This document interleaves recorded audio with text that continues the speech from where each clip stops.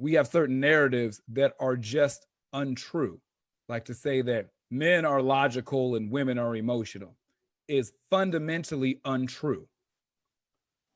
Like the fact is that when you say that, well, a man is not in his motion. No, men have been taught and in some ways trained and in some ways chastised to not express their emotions publicly.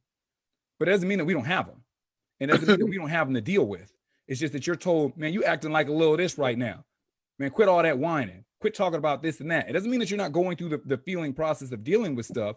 You're just told to not express it.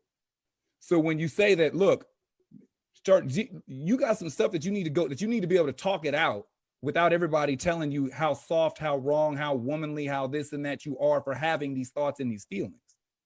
You know, I think that when we fundamentally look at, okay, because this stuff is a lot of times, it's not 0 to 100. These dudes have been on the slow pressure cooker.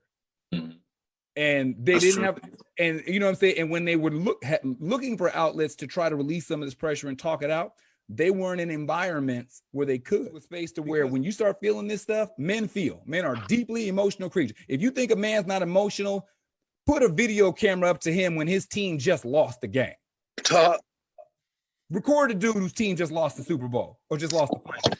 Tell me he ain't emotional. Men are emotional creatures just as much as women.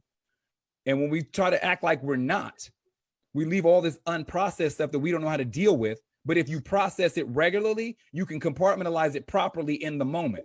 When you sit and act like it doesn't exist, you don't know what to do with it when shit hits the fan. So I think you're saying what's solution-based is actual spaces to where, look, I know you going through stuff because I go through stuff too. Let's work on tools on how to deal with stuff as opposed to waiting until it's 0 to 100.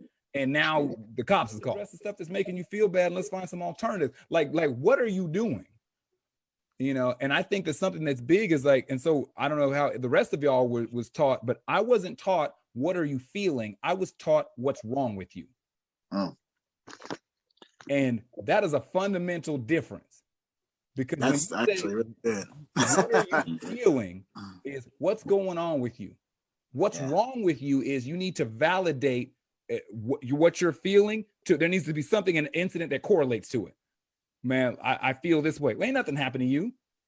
Ain't nothing wrong with you. You know, why are you upset about that? Like you have to justify your emotions.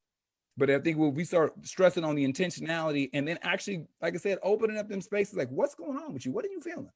What are you doing? Because a lot of times we're just reactionary.